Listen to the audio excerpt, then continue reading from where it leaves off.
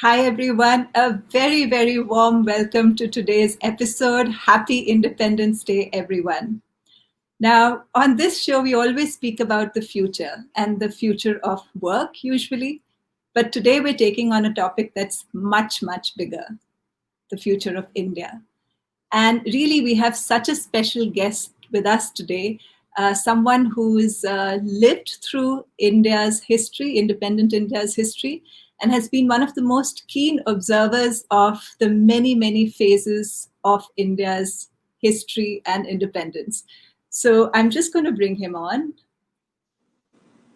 Good afternoon, Mr. Gurcharan Das. It's such a pleasure to host you for this show. We're truly, truly honored to have you with us.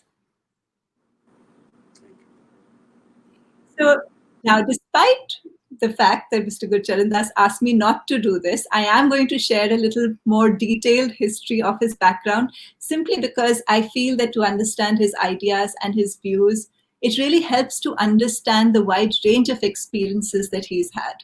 So we'll start from India before it became independent. Mr. Gurcharan Das was born in Layalpur, which was in undivided India, and then his family moved to Lahore. Incidentally, my father's family also lived in Lahore before independence. And then, of course, when India became independent and partition happened, his family moved to India and started off in Shimla, where his father was posted on an assignment. He then moved to Delhi for a little while, and he was with modern school before moving to Washington, D.C. for high school. I assume that your family got posted there and you went with them. He then got a scholarship to Harvard University, where he studied philosophy along with political science and economics, and then got accepted into Oxford University's PhD program in philosophy. And then he made a very unusual choice. Instead of joining the program, he decided to come back to India. When he came back to India, he joined a company called Richardson Hindustan Limited at the time, the makers of the very famous Vicks Vapor Rub. It hadn't as yet become part of the P&G group. But later, when P&G entered India, he became part of Procter& Gamble India, rose through the ranks to become CEO of Procter& Gamble India and later Far East. He served in that leadership role for many years, I think 7 years, before moving into a global role at the headquarters of Procter& Gamble. And then at around 50, he made what I would say is a really unusual choice. And really, at the peak of his corporate career, decided that he wanted to do something different. He was always a writer. And I think all through your 20s and beyond, you wrote fiction. Many of these were in the form of plays. And he was as young as 23 when his first play got published, and it won an award. Soon after that, another play got reviewed by the New York Times and was produced by Alec Padamsee. So he was always really active as a fiction writer. But as his career grew, perhaps his interest changed. And when he became a full-time author, he decided to write nonfiction. Now, his nonfiction list itself is really long, so I'm actually going to read that out. The first book, and the book which I remember most clearly, was India Unbound. And for many of us who had started our careers, just around the time liberalization was happening in India, we were still struggling to make sense of. We felt a lot had changed, but we hadn't quite understood it or its implications. So his book, India Unbound, for me, to be honest, my family, and many, many others whom we knew, was such an amazingly clarifying book because it helped us understand what was happening and gave us a lot of hope and optimism for the future. For, I think, many of the people who were growing up in my generation, around the late 90s and early 2000s was the first time we felt that, oh, India could become much more than we had perhaps ever thought while we were growing up. So, India Unbound was, of course, a sensational book. It created ripples everywhere. The New York Times wrote about it and spoke about how something interesting is happening in India, and Mr. Gurcharan Das has his finger on the pulse. But that was just the start. Soon after came the elephant paradigm, where he compared, India's pace of change and India's style of change and how different it was from many of the other countries, particularly in Asia. Perhaps about a decade later, your next set of books came. India Grows at Night in 2012, and then The Difficulty of Being Good, which I really love, by the way. It's such an interesting book, such an interesting take on the Mahabharata and what it means to live a life of dharma. And more recently, Kama, The Riddle of Desire. Of course, even all of this doesn't do justice to his entire body of work, because he's been writing for the Wall Street Journal, for New York Times, for Financial Times, and has been a regular columnist for Times of India. So thank you so much for joining us. We're so, so happy to have you on our show. If I might, one of the things you mentioned last time we spoke really stayed with me, and I wanted to ask you more about that. There was something you said about, how a life is not found or discovered, but instead created. And certainly looking at your body of work and the kind of varied fields you have, actually been excellent in, it certainly looks like a life that was by design. Would you mind sharing a little bit about, what this meant for you personally? What does it mean to create a life that maybe suits your multiple areas of interest and potential? Well, I'm delighted to be here with you, Shalini. And I would say that, we're going to talk about the nation today. And just as a nation is created, so I think is a human life, that you create a life. You don't find yourself, you create yourself. And frankly, it was not at all a designed life. At each stage, I was seeking what I was making decisions on the fly as I was living, and I broke away from um, each time from what was expected. And so, I mean, when I went to Harvard, I wanted to go in the footsteps of my father, who was an engineer, and I quickly discovered the humanities, the great books, the arts, and even Sanskrit. I did Sanskrit for seriously. I studied Sanskrit at Harvard, and it. So, and I ended up with philosophy. And then when I was about to go into a career, academic career in philosophy, uh, I suddenly asked myself, do I really want to spend the rest of my life at that stratosphere of abstract thought? And so I got cold feet, and I decided not to take the fellowship to Oxford and came home. And then my mother was quite embarrassed that she had an unemployed son who didn't know what to do. And her neighbor would ask her all the time in Chandigarh, "Toda munda ki kar reha?" And she would have sheepishly say, "Bhai pata nahi."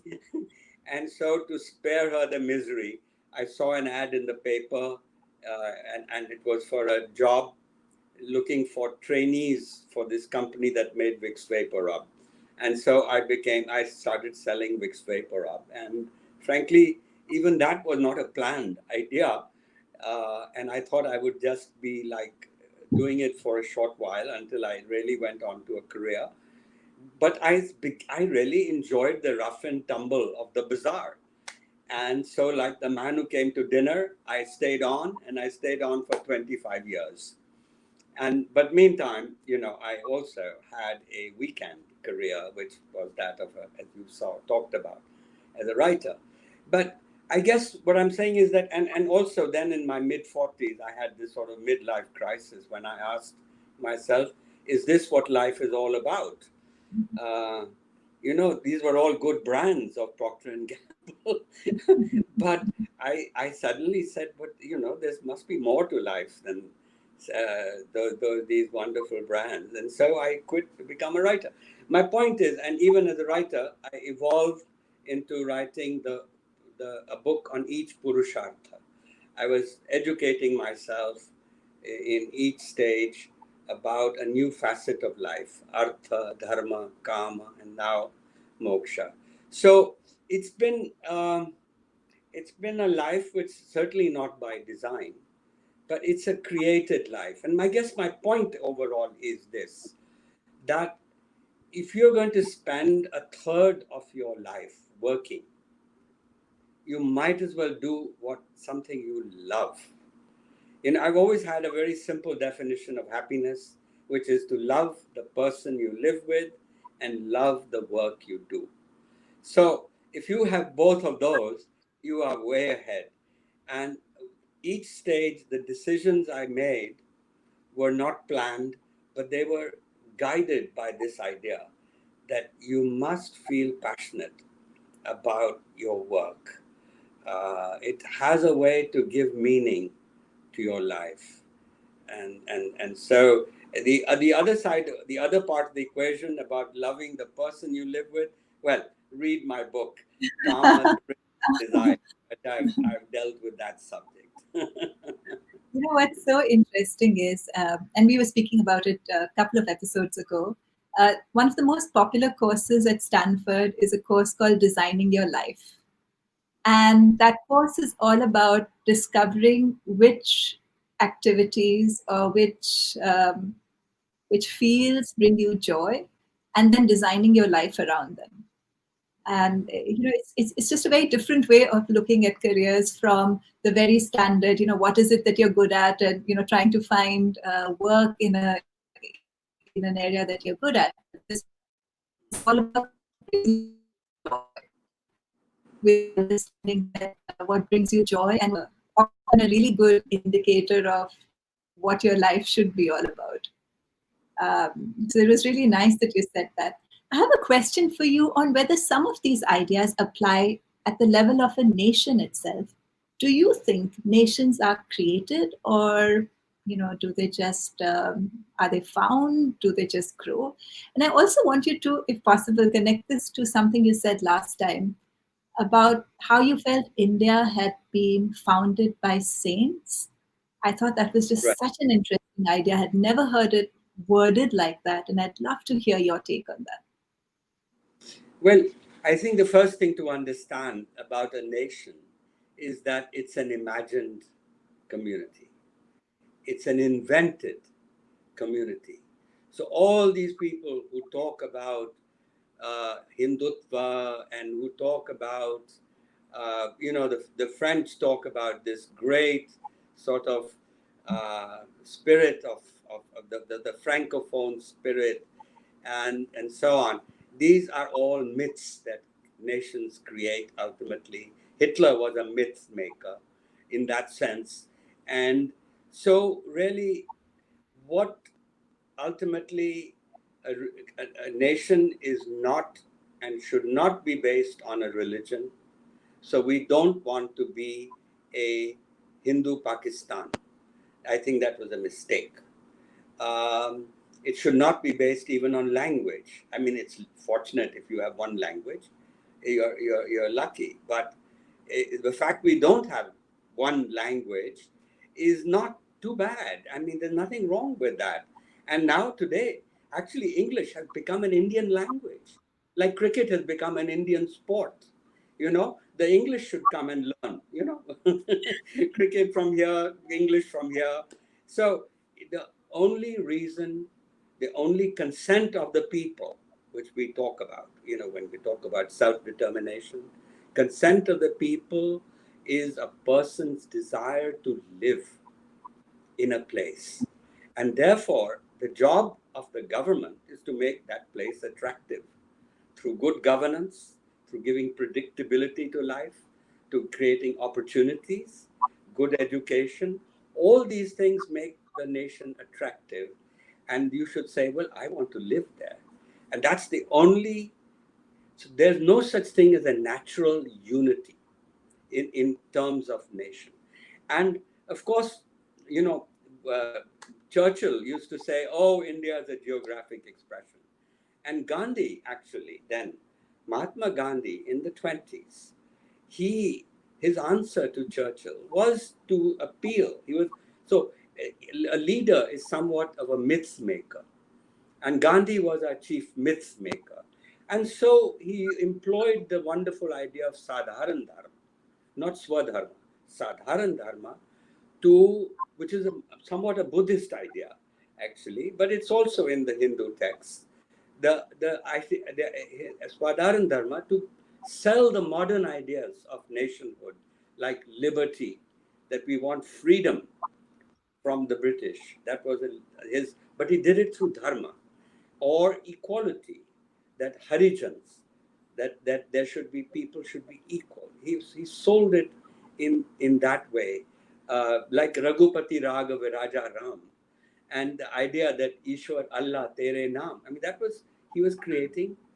He was a myth maker, and so when the Constitution of India was created, people thought that it kind of fell from the heaven.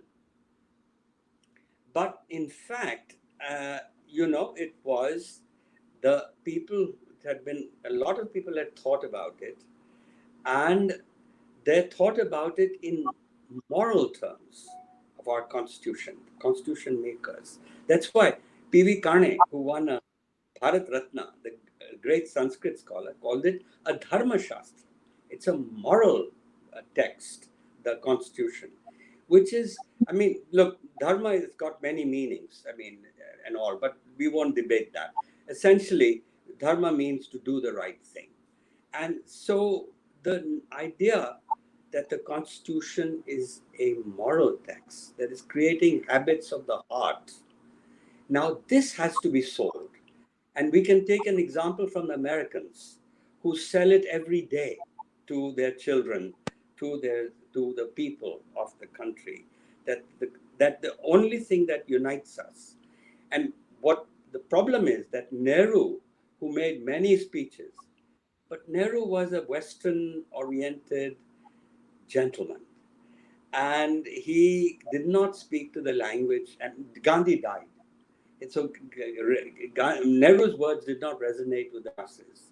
And since Gandhi died, we really haven't, it's an unfinished project to sell the constitution.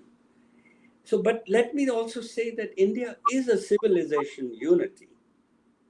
And there's nothing wrong in the notion, and we are, there've been great conservatives such as Edmund Burke, the Roger Scruton. Now we're waiting for an Indian Burke and Scruton who will be able to express this ideal of a civilization unity without dividing us. Hindutva divides us, and that's the problem with Hindutva. So there's essentially a good nationalism and a bad nationalism. We want the good nationalism. Bad nationalism is about power. Good nationalism is about your memories of childhood, the songs you heard, the river around your house, the geography, and all those kind of things which conjure things that unite us.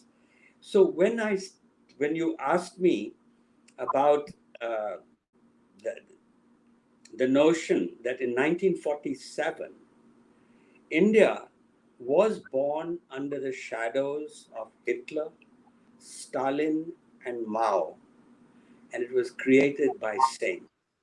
Andre Malraux actually said this.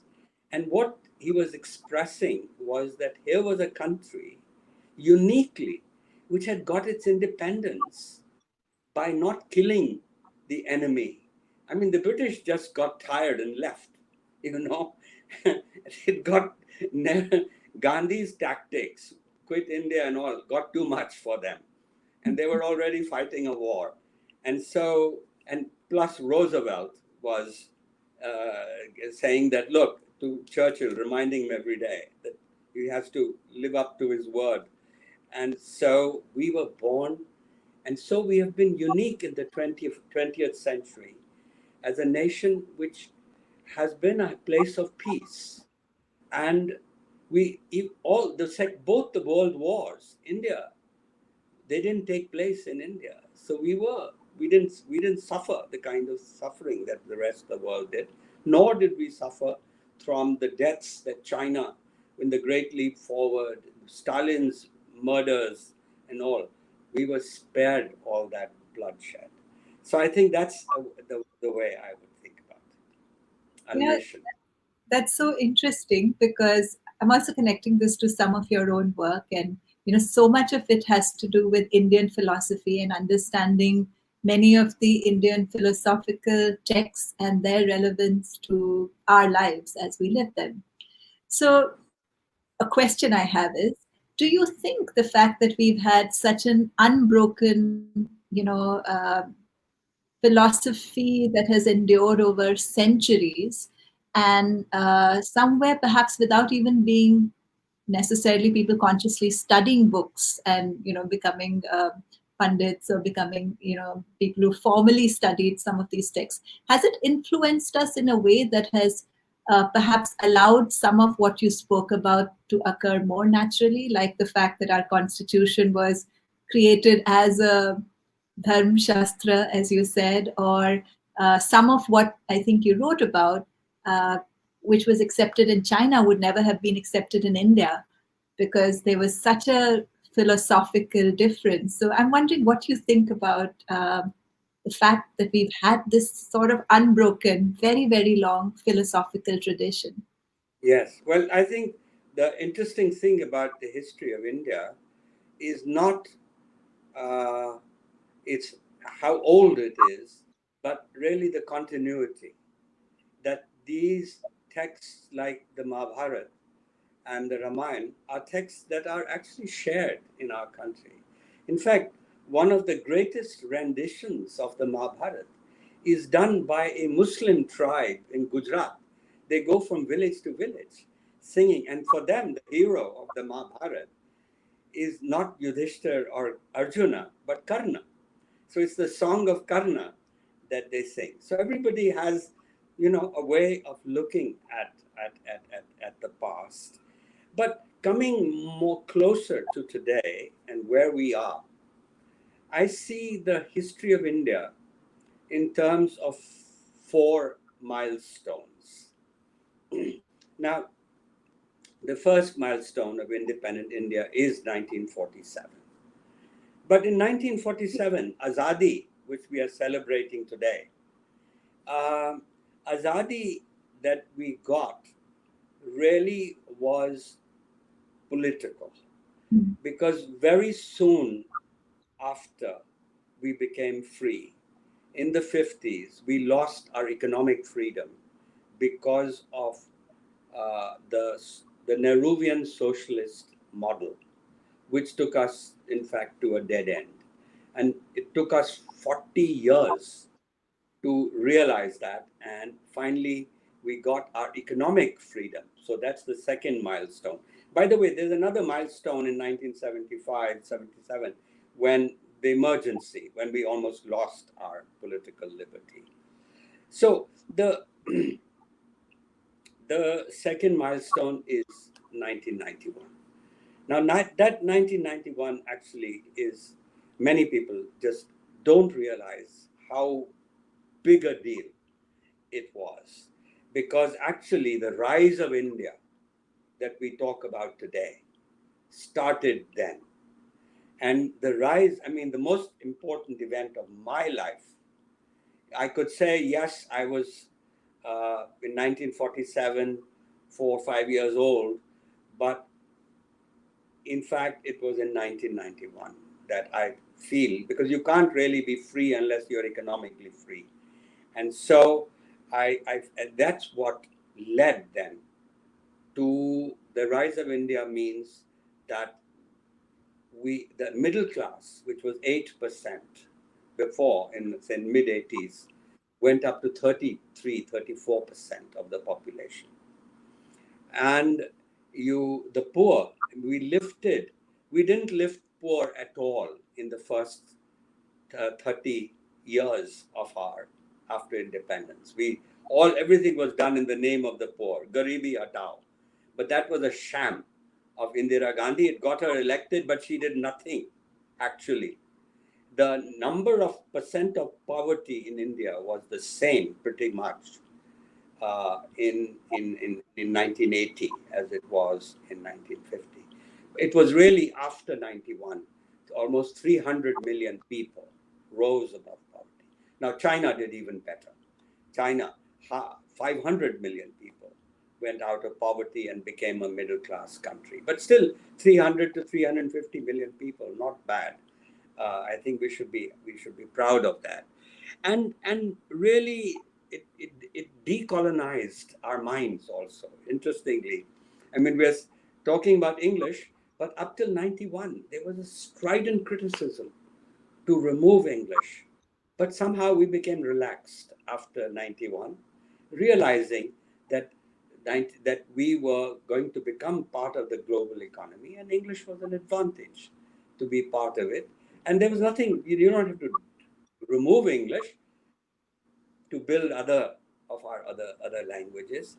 And the rise of English, for example, which is interesting, because we had always combined ever since for decades or for generations since the English came, we combined English and our local language words.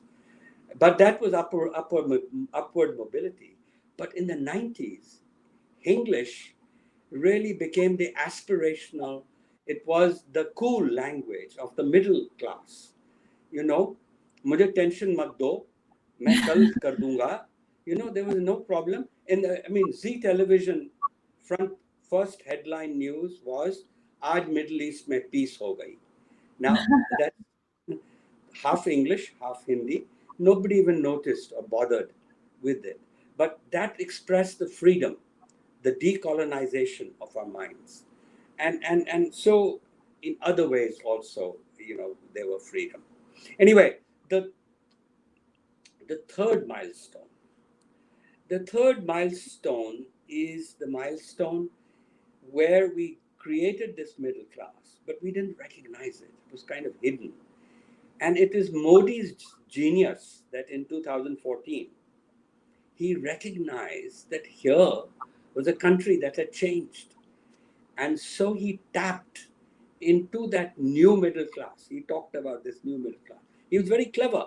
He didn't use the word in his campaign of Hindutva. In fact, every time he said Hindutva, an American scholar actually analyzed it, 400 times he used the word Vikas. And Vikas was a code word for what you'd call middle class dignity. He gave dignity to the auto wala, to the kirana wala, to the chai wala. He was the chai wala's son. So people suddenly said, we have our own leader. So this idea of middle class dignity, now he's not lived up, in other words, he hasn't done the reforms to make us create the kind of jobs that the middle class expected. But the point is, though, it was an affirmation. And finally, the fourth liberation. Each one was a liberation, right? Liberation of a certain class, liberation of, finally 2018, I would call emotional liberation. Now, all the rest was in the public space. Emotional liberation is also very important for human beings. What happened in 2018? First, you made triple talaq illegal. That liberated half the Muslim women of the country. Then you made adultery illegal. In other words, adultery was a criminalized offense, but it was based on the notion that a woman is a man's property. So the other man would have to go to jail. And so they got rid of this colonial law. And they also made the homosexuality legal, which was again a colonial law that they got rid of. So I don't know how many homosexuals, maybe 15, 20% of the population got liberated. And they allowed entry into temples, free entry into temples. All this was done by the courts, by the way. And finally, Me Too, the Me Too movement did a lot for women. So I just wanted to say that this is another milestone. But let me also say that we are still waiting for one more liberation. And that is, there's a difference between being a democracy and having good governance. And we are still waiting because India has law, but China has order. You know, like the TV show, Law and Order, you need both. China needs law, and India needs order. And so that's the liberation we need of the reform of our governance institutions. That actually brings me to my next question, which is, in a sense, hidden in the tone of your books. So, your earlier books in the early 2000s were, you know, absolutely optimistic. And, there was almost an unbridled optimism about how India is just going to rule over the next few decades. But your writings in the last few years have been a lot more tempered. Uh, and I'm wondering if you would speak to whether this is a real shift in the way you see things. No, I think the basic thesis of India now still holds. And I think India is a rising economy. But India has been a story of private success and public failure. It's a story of rising from below, the people rising, unlike China, which is a story of rising from above, where the state orchestrated, or in even the Asian tigers, the state orchestrated the rise of the country. And this is why Indians say uh, India grows at night when the government sleeps, so that we have risen almost despite the state. And we have to grow during the day now. And it was partly, I think, by the research. I was I was worried. It bothered me, the failure of governance, the corruption, the fact that 1 out of 4 parliamentarians in the states as well as in the center had criminal records. It bothered me that 1 out of 4 school teachers in a government school was absent, illegally absent. It bothered me, the corruption in our society. And that's where I began. I went to study um, the Mahabharata, which is a text obsessed with the notion of dharma. And so I thought maybe that one could learn a lesson. And at the same time, the Anna Hazare movement came about, and that was again a fight against corruption. And so there was we were, India was rising, but not rising, but happiness was not necessarily growing. People were improving their lives economically, and but there was still just too much. Um, so it was really that got me the work I did on the difficulty of being good, understanding the notion of Raj Dharma that Bhishma teaches to Yudhishthira in the Mahabharata. Uh, it was um, really the idea that we were a democracy, but we were not yet a, a liberal democratic state. A classical liberal democratic state has 3 pillars. It has the pillar of a state which can deliver, a state which is efficient and which can act when needed. But second pillar is that state must um, the state must act uh, according to the rule of law.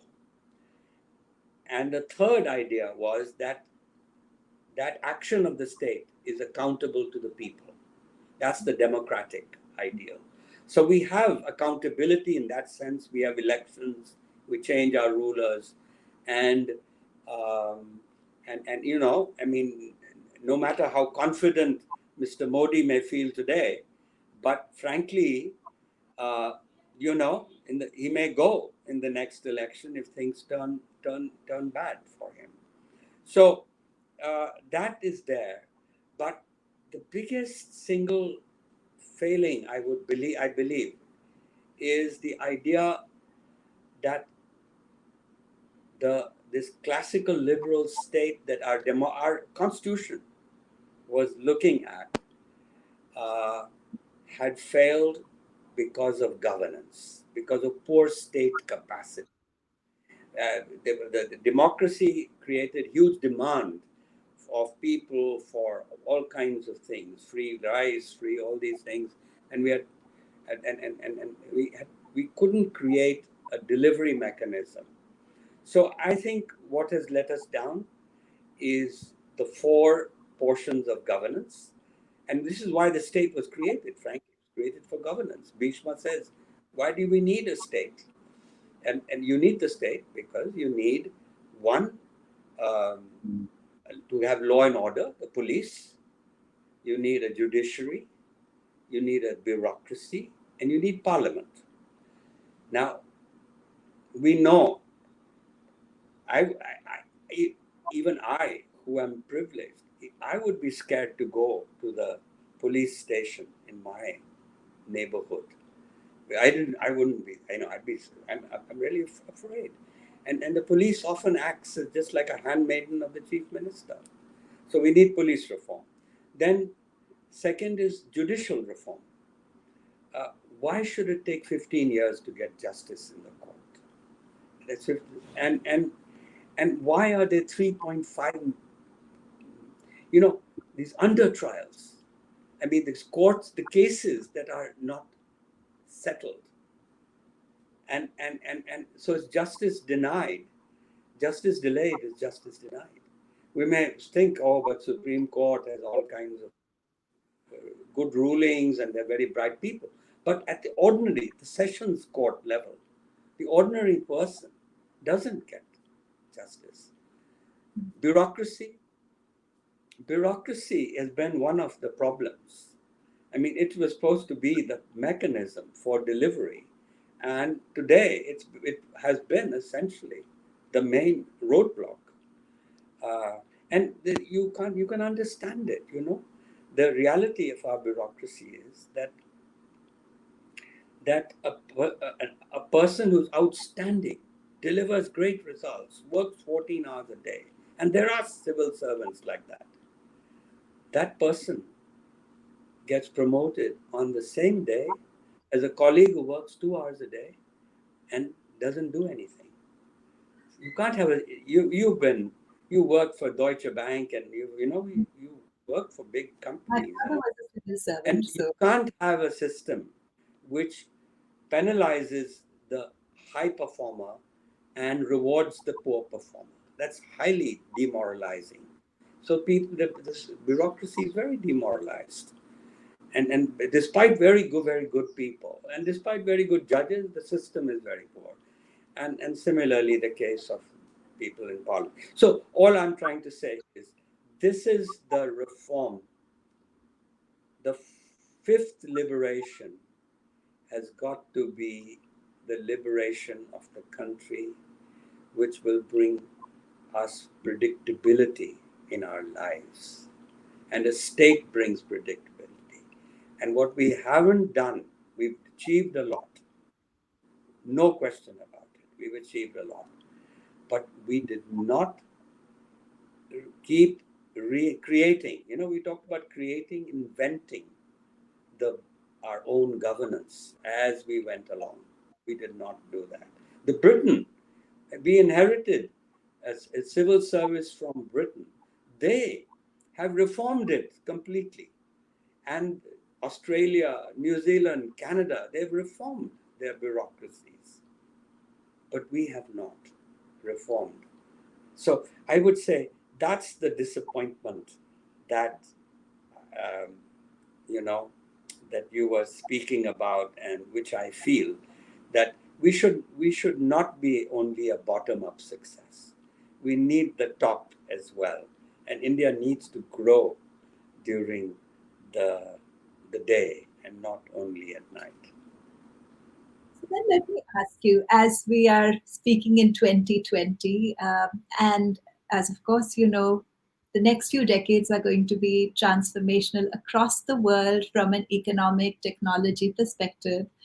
And I think countries everywhere, societies everywhere, educational systems everywhere are grappling with the idea that with traditional career routes changing so fast, and with our existing, and perhaps existing in many parts of the world, educational systems which were based on memorization or learning in a received format rather than creating knowledge or creating ideas of your own. um, what's your sense about how well prepared we are in India? Because you spoke about the governance challenge. You Right, also, I think, have written about how you've seen that political parties across the spectrum have never really supported any true reforms. right. So, wondering how what your perspective is on how well prepared are we in India in 2020 for a future that's going to require a lot from us, and a lot that's going to need many of these fundamental shifts in governance. Right. Well, I must say, the new education policy is a good policy. Is a good policy because a lot of these things, like rote learning, they have got an emphasis on critical thinking, conceptual thinking, instead of rote learning. And there are a lot of very good things which give flexibility, uh, both from right from and there's an obsession with foundational learning, which is very, very, very, very good. Outcomes are more important now than inputs. I mean, the whole Right to Education Act was a disaster because there was not one word about outcomes. All was the size of the classroom and how many student teacher ratio and all that thing. So uh, I feel we have a blueprint, but the problem with the new education policy, I wrote a piece a Yeah, few weeks ago. I called it One and a Half Cheers for the new education policy. And why? Because, I mean, why not three cheers? Because it did not really come to grips with the crisis of Indian education. And it's a systemic crisis. And that crisis is the problem. As I said, 1 out of 4 school teachers does not show up. And 1 out of 2 who shows up is not teaching. Teachers, only 10% of the teachers would pass the TET, which is the teachers eligibility test. Teachers routinely have been hired in on the basis of buying the job from politicians. And in fact, well, there's a chief minister today who's in jail because he sold jobs to teachers. And once the teacher bought the job, gave a couple of lakhs of rupees, then the teacher didn't think he or she had to teach. Anyway, those are systemic failures.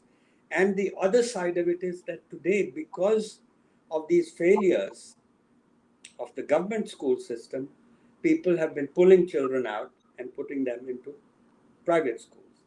Now, the private schools that have mushroomed are also not very good. I mean, it's the private, in fact, we think of private school as an elite school, Doon School, Mayo, and all those things. But actually, 70% of the private schools have fees less than 1,000 rupees a month. And 40% have 45% have fees less than 500 rupees a month. So it's there for the masses, but the quality of education is poor. Now, why is it poor? Because it's very hard to start a school. We don't realize it, that you need a 40 to 125 permissions, and each permission requires a bribe, and it may take 5 years to get a school opened. So honest people, idealistic educators, they can't open a school. So what do so these so a businessman who sees a quick buck, or a politician with black money, he can open a school because he'll pay those bribes and get away with it. So you need autonomy for the private system. Now, half our children today are in the private school system. Our private school system is the third largest educational system in the world. And we've just ignored the fact. And the biggest hypocrisy is that all these private schools, I mean, 80 to 90% of the private schools make a profit, but they're not supposed to make a profit. They're supposed to be philanthropic. Now, that's a big hypocrisy. Why not just say 9 out of 10 countries allow for profit education? India does not, only one. And even China allows it. And so declare educate, don't stop this hypocrisy, be honest that your private school can't survive unless it makes a profit. And so, and remove the license Raj from getting a permission, etc., the inspector Raj, and you'll see private schools will also improve. You won't have this heart-rending sight every year of parents standing in a queue to get their child into a good school, and most of them don't. That's heartbreaking. So good schools will come up, give autonomy to the private sector, and reform the government sector. That's the only answer. Only thing is now the NEP, New Education, recognizes it. But what it doesn't recognize is the systemic. Who's going to bell the cat? Frankly, teachers are politically very powerful. No politician is going to touch them. They are themselves politicians. And Mayawati was a teacher, Mulayam Singh was a teacher, and they have power in their hand, and they monitor the polls. So every every politician is scared of them. And half the employees of the government are teachers. So who's going to take them on? Those are the problems. That's why I feel a little disheartened about the prospects for the average Indian.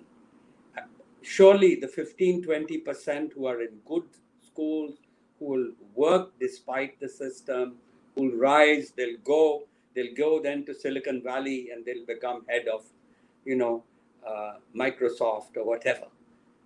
Those guys will be there, but for the average person, it's a tough situation. I mean, I understand what you're saying, that the big revolution, as you spoke about, the reforms, which are in a sense foundational to so many aspects of our life.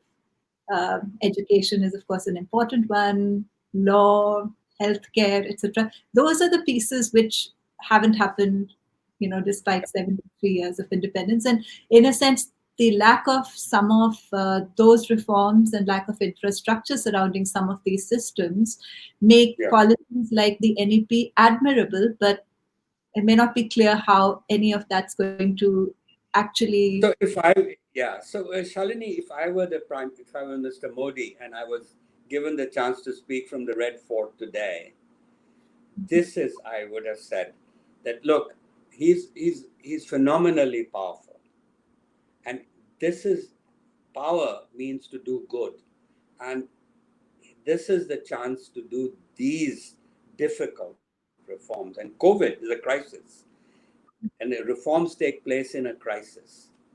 So do these reforms. Lovely.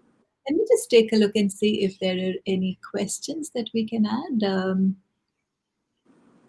So Nirmal is asking on a one-line definition of dharma. Now, there's a whole book on dharma, which Mr. Gurcharan Das has written. Difficulty of being. The line is very simple, as I said. Doing the right thing is the one-line definition.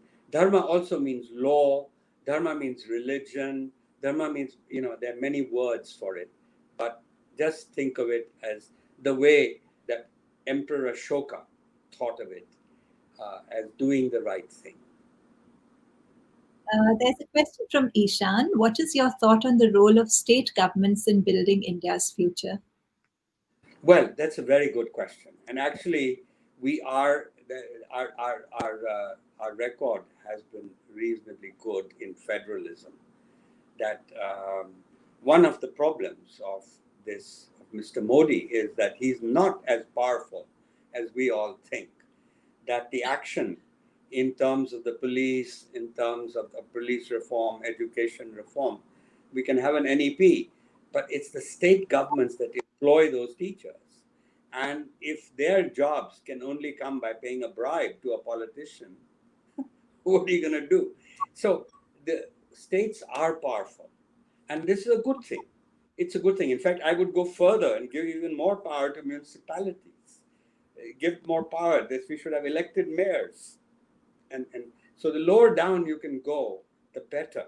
The better. The panchayati raj is a good thing, and so on. Our states are too big. UP is too big. UP should be 4 or 5 states, and really every district should be a. Anyway, so that's, I mean, we could talk about federalism for a long time, but I agree they have given a lot more money now in the in towards to the states, and that's a good thing. I had hoped actually that Modi would have co-opted the states in some institutional structure so that they would march together, with the same drumbeat, the states and the center would be a much nicer thing. There's a question from Alok Lal. How do we help people evolve finer sensibilities through art and culture? And I think you would be really well placed to answer that. Well, yes, I mean, frankly, we should all pursue beauty. And one of the good things is to educate oneself. It's an education. Your first reaction to a painting or a piece of music isn't necessarily, it's something you acquire, and people are lucky who learn it at a younger age. Uh, and what is nice about the new education policy is that it insists that even people doing engineering, medicine, they have to have humanities as a part of their, the way it is in the United States. Um, so that model is a very good model I mean, I ended up in philosophy, but I mean, I was going to do engineering, and so you don't have to do it that way, but everybody should have a chance to appreciate art, music, and these things. Hopefully, the colleges will offer these more. The schools will offer more uh, uh, in the One future. final question. Manjunath is asking, I wish to know what are the books you would suggest as reads for managers? Oh, for managers, Yes. I don't read business books. I must tell you, I never got an MBA, uh, but I can only say, I must say that you never got an MBA, but when you went to Harvard, 3 of the cases were about your work. So, I mean, well, that's I getting an went MBA. later to Harvard Business School for over 2 summers because just when my company appointed me as head of the company in India, they thought I better learn something about business. And so they sent me, and that's how I ended up at to spending the advanced, it was called the Advanced Management Program at Harvard. And they did do 3 cases. The, Maybe the literature, like non-fiction books or anything that you Right. found. I'm not very good, except I do remember that the Peters and Waterman book, In Search of Excellence, was a classic, and and I would say that's still the ideas. That was one of the few books I read, and I would suggest it. Um, Fiction, uh, fiction, philosophy. Fiction, philosophy. Well, we need a lot more time to talk about it. But the great books, I would say Google great books, and 100 books will pop up. Then from those 100, Google further the areas of your interest and read a book a month from those, and you will have. Don't stick to business books. Business books are, No, life is too short. Business is for doing, not for reading. I actually I also agree about with that, because I think many of the real insights, about human behavior, or about right and wrong, or about larger philosophical questions, you won't ever find in business books, but you'll find them And in other yeah, books. and let me just say, you had mentioned in your introduction, written introduction to this, I'm a management guru, and let me define what I think of, in my view, is a management guru. It is somebody who is good at understanding GU, but relatively useless RU, guru. And the problem, of course, is that Shalini, that my name also contains the word guru, Yes. but it wasn't always so. Until the age of 3, my name was Ashok Kumar. No. My my grandmother suspected that my mother gave me that name because she thought my mother was secretly in love with a Bollywood actor named Ashok Kumar. So she took me to her guru and told the guru, give this e munde nu na diyo, give this boy a name. And so the guru, since she put me at his feet, he looked down and he said, well, let's call him Guru Charan Das. So overnight, at the age of 3, I was transformed from the Prince of Happiness, Ashok Kumar, to the humble servant of the feet of the Guru, Guru Charan Das. That's a He, lovely the story. Guru thought I needed to learn humility. But poor fellow, I think he still doesn't, he failed because I haven't yet learned humility. What's next? I know you're writing a book. So I've written these 3 volumes on Artha, India Unbound, Dharma, difficulty of doing good, Kama, the riddle of desire.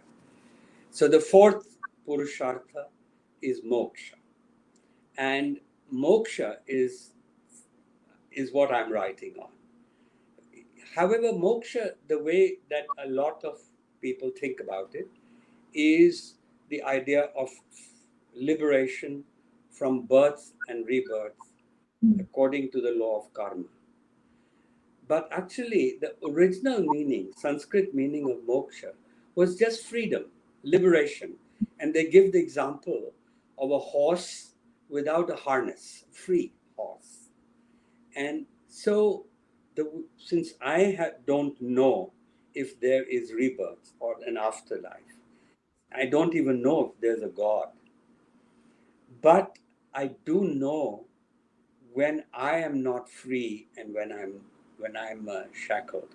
I do know when the ego binds me and I'm too self-absorbed or too self-important, and I see those as being the shackles in the way I live.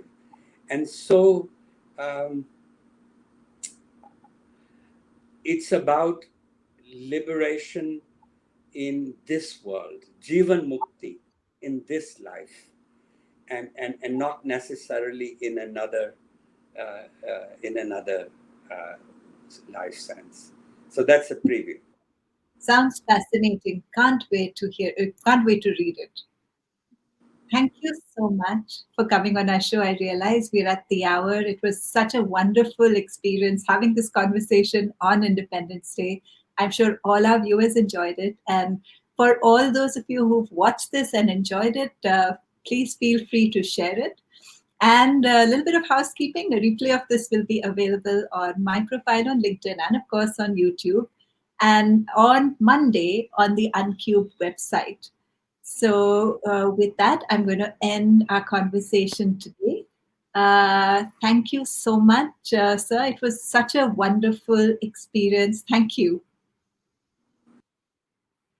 So, for everyone else watching, I really enjoyed the conversation. I hope you did too. Stay tuned because next week we have Anuranjita Kumar, who was ex CHRO Citibank, author, entrepreneur, joining us for a conversation around diversity and what the future of diversity means for India.